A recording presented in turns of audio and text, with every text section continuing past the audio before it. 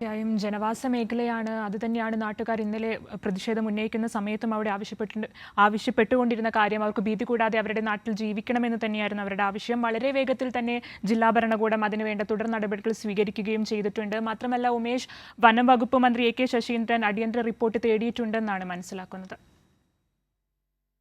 മന്ത്രി ഇന്നലെ തന്നെ ഈ വിഷയത്തിൽ ഇടപെടുകയും ആവശ്യമായ നിർദ്ദേശങ്ങൾ വനംവകുപ്പ് ഉദ്യോഗസ്ഥർക്കടക്കം നൽകുകയും ഒക്കെ ചെയ്തിട്ടുള്ളതാണ്. എല്ലായിടത്തും വനംവകുപ്പ് ഉദ്യോഗസ്ഥർ സജീവമാണ്. ചില സൗകര്യങ്ങളുടെ അപര്യാപ്തത മാത്രമാണ് ഉണ്ടായിരുന്നത്. അത് പരിഹരിക്കാനുള്ള നടപടികൾ സ്വീകരിക്കാം എന്നുള്ളത് തന്നെയാണ് വനംവകുപ്പ് മന്ത്രി അടക്കം ഇന്നലെ ഉറപ്പ് നൽകിയിട്ടുള്ളത്.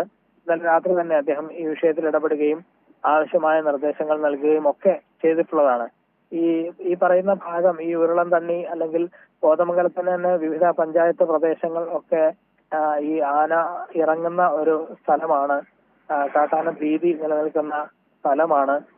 ഈ കഴിഞ്ഞ ആഴ്ച തന്നെ നേര്യമംഗലം എന്ന് പറയുന്ന സ്ഥലത്തിനടുത്ത് ചെമ്പൻകുഴി എന്ന് പറയുന്ന സ്ഥലത്ത് കാട്ടാന മറിച്ചിട്ടതിനെ തുടർന്ന് ഒരു മരം വീണ് ആ മരത്തിൽ തട്ടി ബൈക്ക് മറിഞ്ഞ ഒരു എഞ്ചിനീയറിംഗ് വിദ്യാർത്ഥിനി മരിക്കുന്ന അവസ്ഥയൊക്കെ ഉണ്ടായിരുന്നു.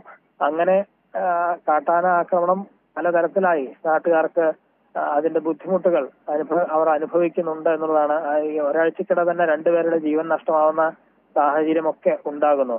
അതുകൊണ്ട് കൃത്യമായ നടപടി സ്വീകരിച്ചു പോവുക എന്നുള്ളത് തന്നെയാണ്. അതുകൊണ്ടാണ് ഇന്നലെ രാത്രി തന്നെ കളക്ടർ എത്തി ഇവരുമായി ചർച്ച ചെയ്ത് പരിഹാര നിർദ്ദേശങ്ങൾ അവർക്ക് മുമ്പാകെ അവതരിപ്പിക്കുകയും അത് സമയബന്ധിതമായി പൂർത്തിയാക്കാനുള്ള നടപടികൾ സ്വീകരിക്കും എന്ന് ഉറപ്പ് നൽകുകയും ചെയ്തത് ആ പശ്ചാത്തലത്തിലാണ്. ഏതായാലും ഇന്ന് തന്നെ ഈ ട്രഞ്ചിങ് അടക്കമുള്ള ജോലികൾ ആരംഭിക്കുന്നത് തന്നെയാണ് കരുതുന്നത്. ഇന്നലെ ഈ പ്രതിഷേധം അവസാനിച്ച ശേഷം അത് തീരുമാനിച്ചത് ഇന്ന് ഈ കുട്ടമ്പുഴയിലും കോതമംഗലത്തും ഒക്കെ ഹർത്താൽ ആഹ്വാനം ചെയ്തിട്ടുണ്ട്. ജനകീയ ഹർത്താൽ എന്നുള്ള നിലയിലാണ് രാവിലെ അത്തരം ഹർത്താലുമായി ബന്ധപ്പെട്ട കാര്യങ്ങൾ ഉണ്ടാകുമെന്ന് തന്നെയാണ് കരുതുന്നത്. വാഹനം തടയുക അത്തരത്തിൽ ഉണ്ടാകില്ല, പക്ഷെ അവരുടെ പ്രതിഷേധ സൂചകമായി ഒരു ഹർത്താൽ നടത്തുകയാണ്. കുട്ടമ്പുഴയിലും കോതമംഗലം പ്രദേശത്തുമാണ് ഈ ഹർത്താൽ നടത്താൻ തീരുമാനിച്ചിട്ടുള്ളത്. ഏതായാലും വലിയ പ്രതിഷേധം ഇന്നലെ രാത്രി തന്നെ തണുപ്പിക്കാൻ കഴിഞ്ഞിട്ടുണ്ട്. നടപടികൾ സ്വീകരിക്കാൻ ഇന്നലെ രാത്രി തന്നെ കഴിഞ്ഞിട്ടുണ്ട്. ഇനിയിപ്പോൾ പോസ്റ്റ്മോർട്ടം അടക്കമുള്ള നടപടികളാണ് ഇന്ന് പൂർത്തിയാകേണ്ടത്. അതിനുശേഷം മൃതദേഹം ബന്ധുക്കൾക്ക് വിട്ടു നൽകുകയും ചെയ്യും. തുടർച്ചയായ കാട്ടാനാക്രമണം നടക്കുന്ന സ്ഥലമാണെന്ന് തന്നെ വേണം മനസ്സിലാക്കാൻ. ഉമേഷ് ഇപ്പോൾ സൂചിപ്പിച്ചതുപോലെ തന്നെ 2 ദിവസങ്ങൾക്ക് മുൻപാണ് ഒരു എഞ്ചിനീയറിംഗ് വിദ്യാർത്ഥിനിയുടെ ജീവനും കോതമംഗലത്ത് തന്നെ ഒരു കാട്ടാനാക്രമണത്തിൽ നഷ്ടപ്പെടുന്നത്. ഒരാഴ്ചക്കുള്ളിൽ തന്നെ കാട്ടാനാക്രമണത്തിൽ 2 മരണങ്ങൾ, തീർത്തും ഭീതിജനകമായ ഒരു സാഹചര്യം. ഇപ്പോൾ ജില്ലാ ഭരണകൂടവും വനവകുപ്പുമെല്ലാം ഇടപെട്ട് പ്രദേശവാസികളുടെ ആവശ്യങ്ങൾ കേട്ട് അവർക്ക് വ്യക്തമായ പരിഹാരം നൽകുമെന്ന് അറിയിച്ചിട്ടുണ്ട്. ഇന്ന് കോതമംഗലത്തും കുട്ടമ്പുഴയുമായി ജനകീയ ഹർത്താൽ നടക്കുന്നുണ്ട്. ഉമേഷ്,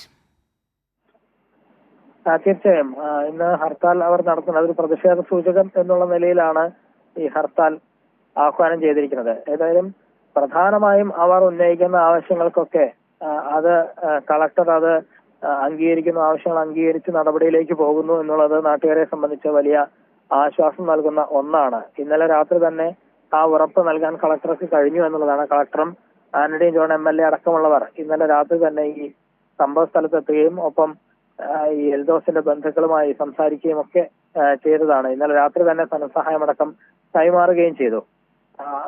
പിന്നീട് ഉണ്ടായത് ഈ പ്രധാനപ്പെട്ട നാട്ടുകാരുടെ പ്രതിഷേധം തണുപ്പിക്കുക എന്നുള്ളതാണ്. ഇന്നലെ ഈ സംഭവം അറിഞ്ഞ് 100 കണക്കിന് പേരാണ് ഈ പ്രദേശത്തേക്ക് എത്തിയത്. ഇത് വനമേഖലയാണ്, അർദ്ധരാത്രി സമയമാണ്. എങ്കിലും ആളുകൾ വലിയ പ്രതിഷേധത്തിലായിരുന്നു. അവിടേക്ക് നിരവധി പേർ സംഘടിച്ചെത്തുകയും ഈ മൃതദേഹത്തിന് ചുറ്റും നിൽക്കുകയും ചെയ്തു. ഒരു കാരണവശാലും മൃതദേഹം മാറ്റാൻ പാടില്ല, അത് സമ്മതിക്കില്ല എന്ന ഉറച്ച നിലപാടിൽ തന്നെയായിരുന്നു നാട്ടുകാർ ഉണ്ടായിരുന്നത്. ഈ വിഷയത്തിൽ ജില്ലാ കളക്ടറും വനമന്ത്രി അടക്കമുള്ളവർ ഇടപെടുകയും ജില്ലാ കളക്ടർ നേരിട്ട് തന്നെ സംഭവ സ്ഥലത്ത് എത്തുകയുമായിരുന്നു. അതിനുശേഷം ഇവരുമായൊക്കെ സംസാരിച്ചു. അവരുടെ വീട്ടിൽ, ഈ എൽദോസിന്റെ വീട്ടിലേക്ക് ചെന്ന് അവരുടെ കുടുംബവുമായി ഒക്കെ സംസാരിച്ചു. ധനസഹായം നേരിട്ട് കൈമാറി.